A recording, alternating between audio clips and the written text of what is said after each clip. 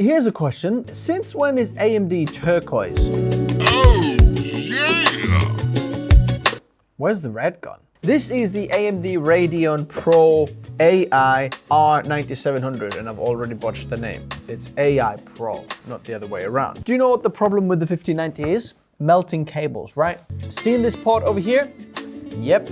AMD wants to join the band. But it's not all bad news, because what's the biggest problem with the 5080? Well, VRAM. You only get 16 gigabytes here. 32 gigabytes. So in this video, we're going to be checking out how good is this R9700 Pro AI card for creative professionals, and is it worth buying? Deepcool AK700 compact cooling with a smart display. It features 7 advanced copper heat pipes and a next-gen optimized tower delivering unmatched thermal control. I tested it on the Core Ultra 7 265K and it managed to keep it cool down while the CPU pulled over 220 watts of power. The digital screen is a nice touch to easily monitor your computer performance. On the white model, the display through a board effect is a very interesting touch. Perhaps a nice combo with the Gigabyte X870E Aero motherboard. Designed with an offset heat pipes to accommodate the larger heatsink depth for better component compatibility. This allows more space for tall RAM modules. The Deepcool AK700 is available in black and white colors. Check out more information in the description below. By the way, thank you very much for watching all the videos, joining the channel, commenting. I'm seeing all of you in the comment section below. If you have anything to say or you'd like to add to this, I would absolutely love to know what you think in the comment section below. Here's the little secret. If you want to actually make an impression and change something, speak out, comment below, because all these manufacturers that I'm working with, they read the comments as well. Do you remember how we were mourning that there is no AMD cards in the video? Well, I'm not sure if you've seen my stories, but we actually have now all of the AMD cards in the studio. I've been benchmarking these for the last couple of weeks. It takes a long time. I'm not just kind of splashing this together. I've got lots of benchmarks to run and figure them all of these out. This is coming up, so if you want to see that, subscribe, like the video. Your comments have made a difference, so thank you very much everybody tuning in. Stick around for that one. What I want to show you first is the actual physics and the outlay of this card. This is what's called a blower card, which means that when you put this in your PC, you slot it in, the air will go underneath here and actually sucked from the top as well. That's why there's a hole in there.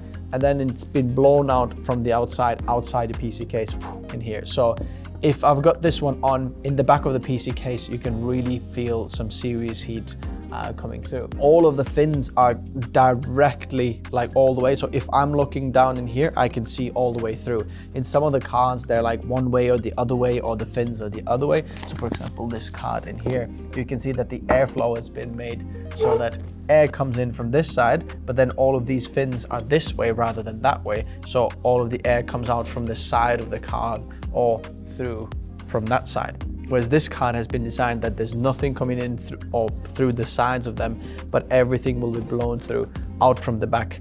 Whereas this in here won't have any blowout from the back. If I'm gonna show you this here, as you can see, the fins in there are completely the other way. So there's a flap that can't be really coming out from here. So this grill in here is kind of useless, just so you know. But this is also a big block of metal. It is so heavy. When you have it in your hand, it just feels a heavy block of metal. I wish I had scales in the studio so I could tell you this, but you can really kill a man with that. And this is just a 2-slot card, as you can see from here. Not very long. In the back, I think there's supposed to be some kind of sticker in there. You've got your PCIe slot in there, and then obviously blower goes out from the back. 3 display ports, 1 HDMI port, and that's pretty much it. It's all metal, all black, and I'm really liking it. The point, if you haven't figured this out yet, is because it's a 2-slot card, it's a Pro card, blower card, you can fit quite a few of these in your PC. So the AI in the name really is meant for the AI, rigs. And the interesting thing is, because it's got 32 gigabytes, which is the same as a 5090, but it's half the cost. So this one, the MSRP is $12.99. Maybe you can get it even cheaper. So let me know by clicking in the links in the description below if that is the case in your region, wherever you're watching this from. How much is this card after the DRAM shortage and everything that's happening with the AI bubble in the world? Are we still paying $12.99 or is it more? We don't know, because we know that Nvidia is going to be upping the pricing for their GPUs throughout 2026.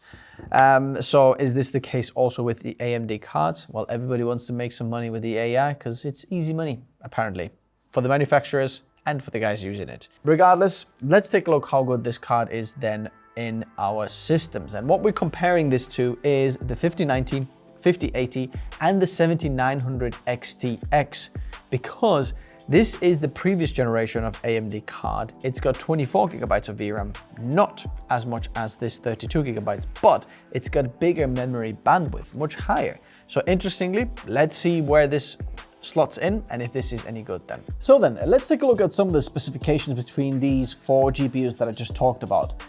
The 7900 XTX, AI PRO 9700, RTX 5080 and RTX 5090. As you can see, the architecture has changed from the 7000 to 9000 GPUs. By the way, there is no 8000 GPUs. AMD just kind of skips, even though there is 6000 GPUs. There are 6900 XTX is there, but 8000, no, nowhere nearby. I don't know why. The actual process from TSMC has gone down as well, so they're using a better node from there, from 5 to 4 nanometers. But interestingly, the die size has actually shrunk quite a bit. The 7900 XTX has a massive die, 529 millimeters squared, which is still not a lot compared to the 5090, which is 750 millimeters. Then shading units. Interestingly, the 7900 XTX has more shading units than the 9700, 33% less, and you can see that also in TMUs and RT cores. We're using the same GDDR6 compared to the 7000, but the RTX 5000 series uses GDDR7. Video memory, the XTX has 24 gigabytes, this has 32 gigabytes, and the 5090 also has 32 gigabytes, whereas the 5080 has only 16, which is a shame, really. Memory bus is also higher on the 7900 XTX, 384 compared to the 256, which makes the memory bandwidth also higher on the 7900 XTX, 960, which is the same as RTX 5080, but the AI PRO R9700 has a memory bandwidth of 644.6 gigabytes per second, which is not impressive in this lineup. That being said, I'm not sure why we're using PCIe 5.0 x16 slot. It could easily be PCIe Gen 4. And we're pulling 300 watts from the socket. The MSRP for this is $12.99. which is roughly the same you can pick up an RTX 5080 right now. For the test bench setup, I am using the i9 12900K, which is a little bit of an older one, DDR4 platform, 64 gigabytes of Kingston Fury Beast 3600 MHz CL18, Arctic Liquid Freezer 2 360mm AIO, Samsung 980 Pro for the SSDs, and a 1200 watt power supply from Be Quiet. If you want to check out any of the test bench setup or these GPUs, I'm going to leave them linked in the description below. Now, the benchmark is the RX 9700 Pro GPU, obviously. And first looking at Geekbench 6, we can see that the 5080 is basically 45 to 50% better in the OpenCL and Vulkan scores. 7900 XTX is slightly slower on the OpenCL, but 37% faster in the Vulkan scores, which kind of makes you question the newer architecture. The 5090 obviously is a whole other level here, basically double the performance. Moving on to Photoshop, where the 9700 Pro is actually the fastest GPU I have ever tested on this channel. This is #1 GPU for Photoshop. I know you don't need a lot of GPU power for Photoshop, but this is the best one. The 5080 is about 7% slower, and the 7900 XTX is about 6.5% slower, and then the 5090 again about 7% slower. It's not much, but it's the biggest gap I've ever had in your GPUs. This is the best one out there. Moving on to Lightroom Classic. And here we're seeing basically similar results. The 5080 is about 7% slower in the overall scores. 1700 XTX is roughly about the same, actually slightly faster, about 1% faster. And then the 5090 is about 9% slower in Lightroom Classic. Now, Lightroom Classic really is a CPU based and other bottlenecks in there. So my bottleneck definitely is the CPU in here. And I wouldn't recommend any of these GPUs really for Lightroom Classic, but some of the Lightroom Classic features can take advantage of these GPUs. And if you want to know which one's best, then the last generation 1700 XTX is the best out of these four.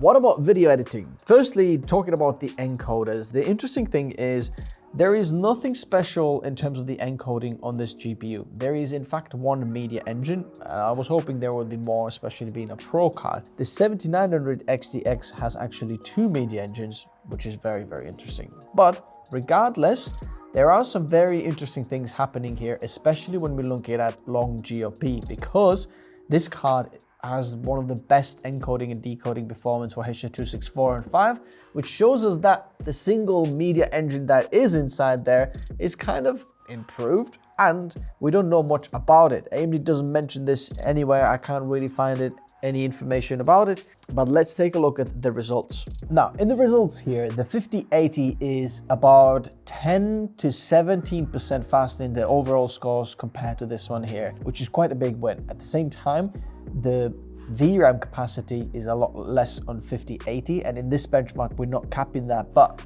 even in my workflow, I can see around 20 gigabytes used. So it could be a bottleneck in your workflow as well on the 5080. Interestingly though, if you look at the long GOP scores and interframe scores, they are slower on the 5080. The long GOP score on this 9700 Pro is 127.5 on the standard. That is the fastest I have ever seen on any of the GPUs.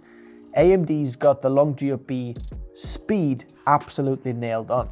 There is a question that I've seen kind of circulating online. How good are, in terms of the quality of the encoding of the AMD, that might not be as good of a quality as some of the other ones out there. But regardless, in terms of speed, it's impressive. As you can see, the RTX 5090 is about 17% slower in the standard long GOP scores compared to this AMD card. At the same time, the GPU effects are pretty much double on the 5090, and in most of the other workflows, the 5090 is a good shout in there. I do have to make another mention in here. This version of Premiere Pro and this test does not test 10-bit H.264 codec, which would be accelerated on the NVIDIA cards, but not on this AMD card. So if you are using 10-bit footage, then NVIDIA will be a lot better option for you, not AMD here, which does not support hardware acceleration for that. Moving into After Effects, and here I've had to give you some other GPUs because the 9700 Pro really falls apart and isn't impressive at all. Arc B580 is about 6.5% faster in the standard overall scores, about the same in extended overall scores, slightly slower, but 3D standard scores 20% faster. It's insane. The 5060 Ti is about 57.7% faster with half the VRAM capacity, which is insane. The 5050 is 40 to 50% faster in the extended and standard overall scores. That's ridiculous. The 3D score is more than 3 times the score, which is insane. So it means that there are either some kind of driver and software bug, but the 3D standard score for this card is absolutely appalling at 22.5. And any small other card that costs multiple times less, like the Arc B580, can outperform that. Moving on to DaVinci Resolve, that actually can take utilization of all of this card here, and we can see that it's performing very impressively actually. In terms of overall basic score, the 5080 is slightly slower, but that is the free version of DaVinci Resolve. The standard and extended overall scores are 11 to 18% faster. Interestingly, here you can see that the 5080 can take advantage of the H.264 and 5 codecs, especially 10-bit, and you can see it's faster than the AMD Radeon. But this Radeon AI PRO 9700 is actually faster than the 7900 XTX, regardless of its more cores, more memory bandwidth, is about 7 to 8-9% slower in the overall scores. And some of these scores go up to 15 to 16% slower on the 7900 XTX. So between generations, that's pretty good. Obviously, the 5090 is at a whole other level, about 25 to 36% faster in the overall scores, and the GPU effects can go up to 130% faster. That is more than double the performance of the GPU effects. But I'd say that at this price point, it's pretty good buy for this AMD Radeon Pro. But let's take a look at 3D rendering performance. Firstly, in Blender, oh my goodness, there's some bad news. The previous 7900 XTX is 11 to 28% faster in the monster junk shop and classroom scenes, which is insane. The 5080 is more than double, more than 3 times the performance. So you can have 3 of these cards rendering the same thing, and then the 5080 on its own will still finish it faster. At the same time, if your scenes can't be loaded all onto the VRAM, you really are struggling to take advantage of all of your GPU, so the AMD will have advantage of that for more VRAM. But at the same time, the bloodbath in here is absolutely ridiculous from AMD, and we should have known that. And in terms of 5090,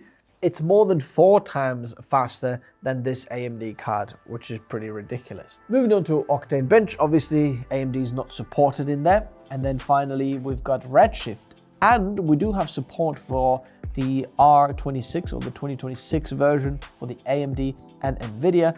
Now, I yet haven't had a chance to retest all of the NVIDIA cards, so I'm using the 9070 XT, which I'm testing currently, which is the Sapphire Nitro version, really beautiful card.